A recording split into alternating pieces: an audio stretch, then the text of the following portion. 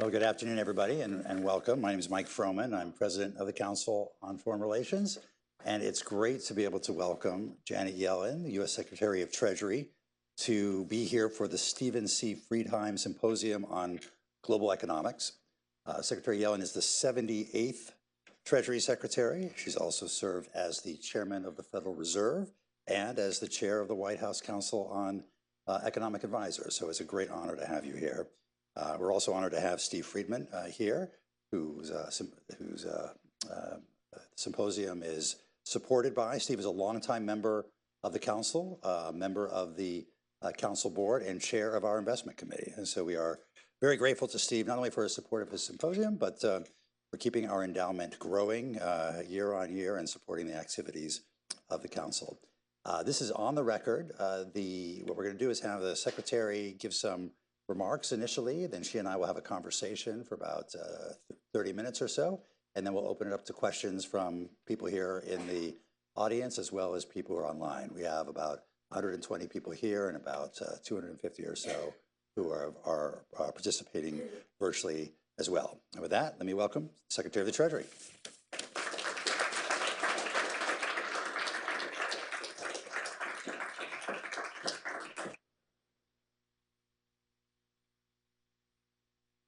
Thank you. And before our discussion, I'd like to speak to the Biden-Harris administration's international economic policy, which will continue to move forward next week at the IMF and World Bank annual meetings. Our international economic policy has many objectives, including addressing critical challenges facing the entire globe. But I'd like to especially focus today on how it complements our domestic economic agenda to benefit American businesses and families. At home, our administration has driven an historic economic recovery. U.S. GDP growth is strong, our unemployment rate is near historic lows, and inflation has declined significantly. We're now doing everything we can to lower costs for American families and pursuing a strategy I've called modern supply-side economics, which aims to expand our economy's capacity to produce while reducing inequality. We've seen record small business growth and an historic boom in factory construction, led by facilities producing semiconductors and electric vehicle batteries. Productivity growth has been strong. More prime-age Americans are participating in our labor force than at any point over the past 2 decades, and we're reaching people in places that historically had not benefited from enough investment, supporting well-paying jobs for Americans without college degrees. America's strong economic performance is helping power the global economy, which remains resilient, though progress across economies has been uneven. And it's not just our actions at home that are supporting the global economy, but from the start of this administration, President Biden and Vice President Harris have also charted a new course for America's international economic policy. We've focused on stabilizing and strengthening relationships and working multilaterally, including because we believe that America's economic well-being depends on a global economy that's growing and secure. American businesses and families have a tremendous amount to gain from our connections to the global economy and from U.S. global economic leadership. We need to promote policies, investments, and institutions that support global growth, protect financial stability, and avoid economic instability. This includes tackling challenges like climate change, pandemics, and conflict and fragility that threaten to hold back global growth and will be high on the agenda at next week's meetings. Calls for walling America off with high tariffs on friends and competitors alike or by treating even our closest allies as transactional partners, are deeply misguided. Sweeping, untargeted tariffs would raise prices for American families and make our businesses less competitive. And we cannot even hope to advance our economic and security interests, such as opposing Russia's illegal invasion of Ukraine, if we go it alone. But the issues we face today, from broken supply chains to climate change and global pandemic preparedness, to China's industrial overcapacity, also mean we cannot simply draw from an old playbook. Let me explain how our approach is delivering the benefits of global growth to Americans, tackling global challenges, and countering threats to our competitiveness and national security. Let me start with how our work helps Americans realize the benefits of global growth, including through trade and investment. Trade expands the market for our exports, from services to goods like transportation equipment and electronics. It helps our producers efficiently source key inputs and enables American consumers to access more goods at lower prices. The U.S. Chamber of Commerce estimates that more than 41 million American jobs depend on trade. American businesses also grow from investing abroad. And recent research finds that over 10% of U.S. employment could be directly or indirectly attributable to foreign direct investment in the United States. Trade and investment also offer crucial pathways to greater economic security. During the COVID-19 pandemic, we saw American consumers and businesses pay the price of broken or over-concentrated supply chains. When the chip shortage forced temporary plant closures, companies lost revenue, workers lost wages, and families faced higher prices. Our work to reinvigorate American manufacturing, including through the CHIPS and Science Act, is necessary, but it's not sufficient to realize the promise of trade and investment and to confront supply chain challenges. This requires strategic global engagement. So we led efforts to put in place a global minimum tax that will prevent a race to the bottom. It will also level the playing field for American businesses, providing us with more resources to invest at home. We're strengthening our supply chains through an approach I've called friendshoring, which aims to bolster ties with a wide range of trusted allies and partners. We and partners launched the Minerals Security Partnership to accelerate the development of critical minerals supply chains. We negotiated a critical minerals agreement with Japan and a supply chain agreement with Indo-Pacific Economic Framework for Prosperity partner countries. We're supporting the Partnership for Resilient and Inclusive Supply Chain Enhancement and working with the Inter-American Development Bank to find opportunities to enhance competitiveness and support key supply chains in America's Partnership for Economic Prosperity, or APEP, countries. We're leveraging the CHIPS and Science Act to pursue partnerships to diversify the global semiconductor ecosystem. And last May, we took another step forward by launching the Nairobi, Washington vision to accelerate investments toward clean and resilient economies and supply chains. I've seen the fruits of our engagement in my travels as Treasury Secretary, from an American company processing lithium in Chile to a US-funded job training facility in South Africa, among many other examples. Through our global engagements, we're strengthening economies around the world. Over the past 4 years, the world has been through a lot, from a once-in-a-century pandemic to the largest land war in Europe since World War II, to increasingly frequent and severe climate disasters. This is only underlined that we're all in it together. America's well-being depends on the world's, and America's economic leadership is key to global prosperity and security.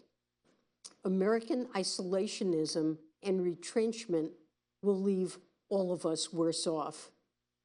I'm convinced that there is simply no other path forward than the one we will continue pursuing next week and in the months ahead: strategic international economic policy that delivers for American families and businesses and others around the world.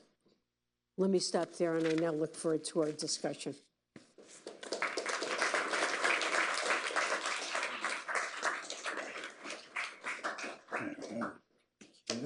Here we are. Well, thank you very much for those remarks, and it's great to have you here. Let's start with the macro economy. It appears that we are still in for a soft landing, despite the predictions of some. Inflation is coming down, and yet the concerns about the cost of living are still very much top of mind for most Americans. Some have described the Biden-Harris administration's approach to economics as shifting from being what was traditionally perhaps consumer-oriented to more production-oriented. Maybe that's consistent with your new modern supply-side economics. We had Lena Khan here recently. She certainly talked about focusing less on consumer welfare, more on competitive market structures and the production side of things. How do you address the questions of high cost of living, and where do you warned of broad-based tariffs and the effect that they could have on consumers?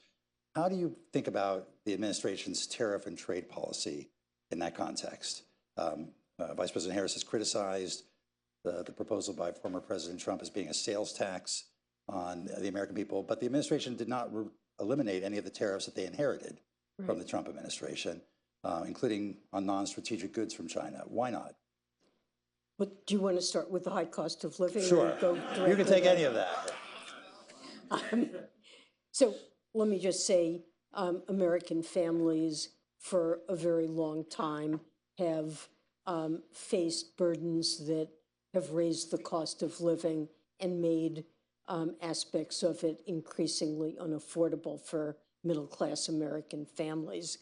The surge in inflation we saw during the pandemic, but highlighted that, but this really is something that dates well before that. And I'm thinking of an inadequate housing supply, high housing costs, and of course we had higher interest rates and a big increase in housing prices during the pandemic that made a bad situation worse. Childcare, increasingly unaffordable, a system that isn't workable, high healthcare costs, energy prices. And so we recognize that these are, even with inflation now down almost to the Fed's objective, these are still burdens that face American families. And so this is a key focus of the Biden administration.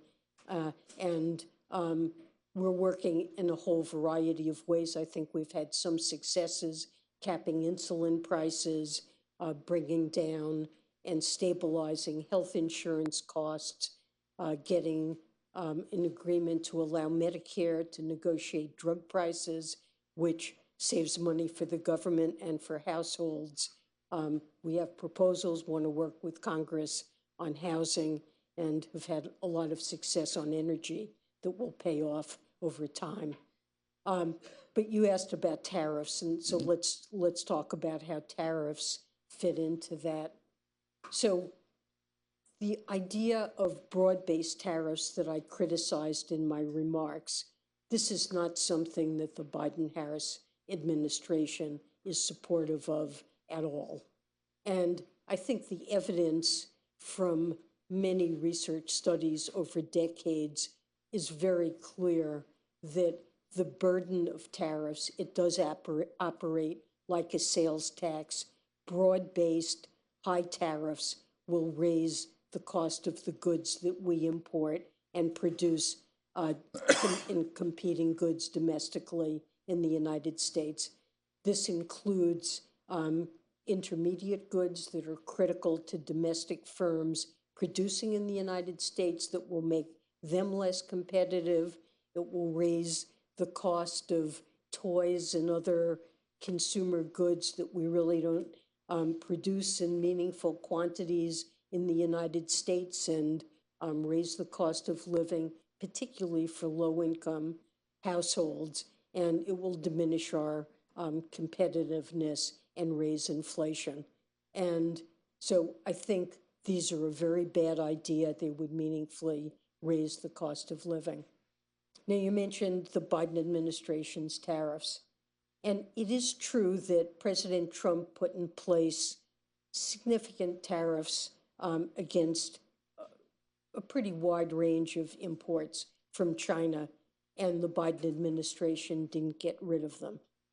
And I think the main reason for that is that we look to China to address the practices that were emphasized in the 301 action, which went to issues of unfair competition. And China really did not address any of those issues.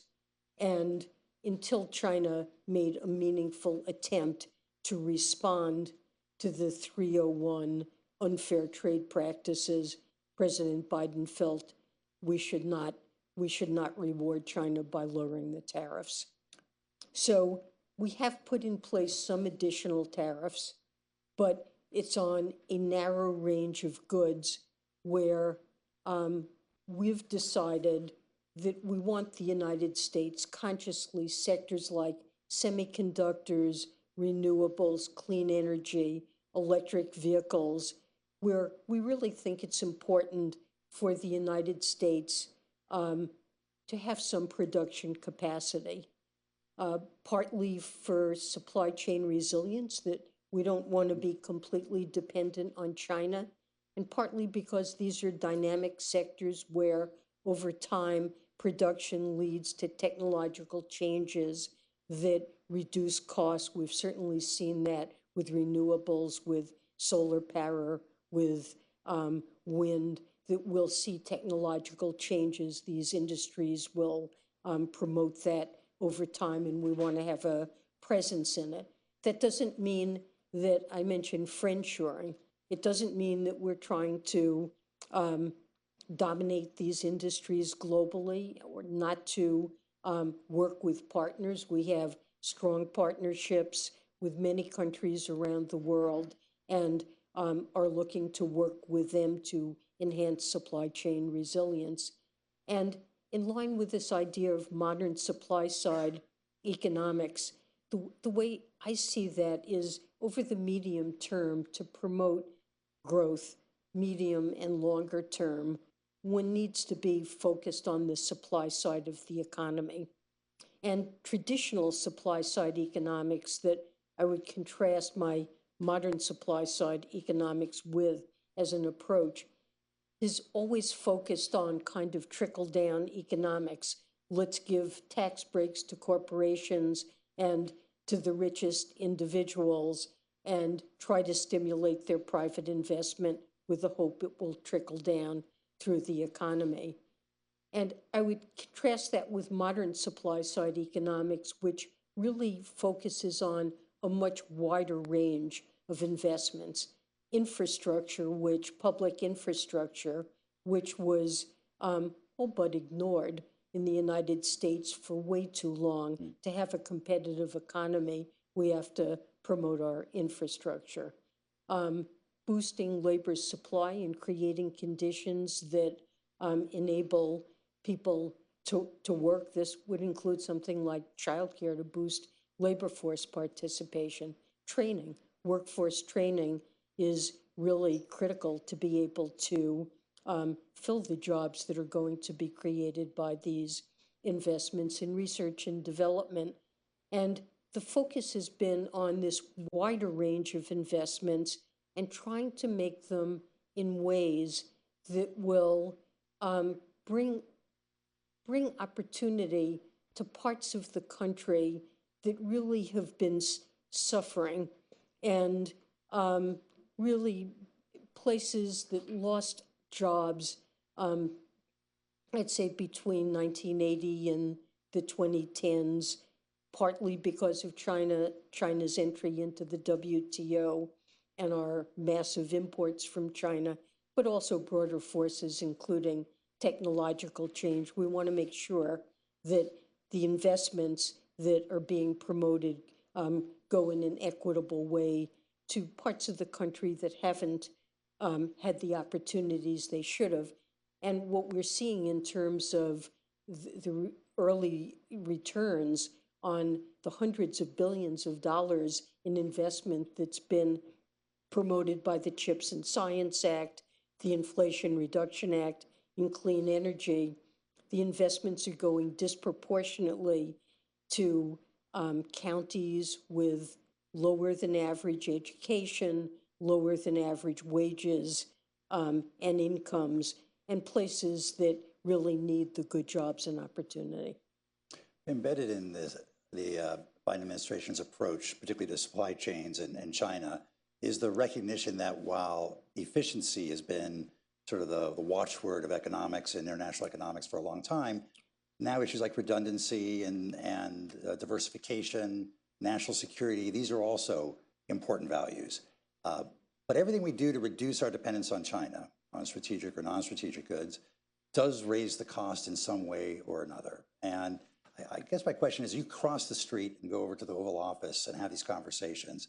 How do you weigh the trade-offs between efficiency and redundancy and national security? How much should we be willing to pay more in order to have peace of mind that we're not overly dependent on China? So I think that's a great question. I finally got a good question in. No, all your questions have been good, but I think that's a really critical question, and I'd say I agree with you that there are trade-offs. I mean, if you just take, for example, the Inflation Reduction Act, certainly it is the most important piece of climate legislation ever enacted in the United States and arguably anywhere in the world. And reduction of greenhouse gas emissions is a key objective, but it's not the only objective. And another objective is, as I said, to promote domestic industry, supply chain resilience, to reduce our dependence on China. I mean, right now, China is producing a significant array of tax incentives for firms. So perhaps we could lower the cost of some of the inputs somewhat, but we are counteracting that through subsidies to promote adoption. So, focus is on both things. I can't give you a mathematical formula to tell you exactly how goals are being managed and trade-offs are being called, but I think the administration is very aware of the trade-offs and has multiple goals in mind here, including supply chain resilience. And when it comes to industrial policy, which used to be sort of a pejorative or a bad word, now it's become very much part of central to our economic approach. The administration has been pretty targeted. Chips, electric vehicles, other clean energy technologies. How do you make sure that it's not a slippery slope for whatever the squeakiest wheel is in Washington, that whatever other industry wants to come forward and say, we're strategic, we need a $600 billion program too. This administration has been targeted, but how do you make sure that it doesn't open a Pandora's box to future administrations that may be less disciplined? I think you're pointing to what is a danger. It's always a danger even outside of industrial policy. But look, the CHIPS and Semiconductor Act was passed with a bipartisan majority. This is something that many in Congress on both sides of the aisle have recognized has become a U.S. vulnerability. We've always been the dominant country in semiconductors in terms of designing semiconductors and the intellectual input involved in doing that, the software to design them, but gradually, and I think mainly allowed subsidies from other countries to erode our manufacturing ability. But there is a long-term cost. It's not only supply chain resilience, it's that technological change and advance comes in the process of manufacturing. And if you give manufacturing entirely, you can lose the technological lead in what is a critical both economic sector and area that's critical to national security. So there is a supply chain resilience, but I think it's also important to our technological leadership and innovation in this sector. Let's shift the focus to China if we can for a moment.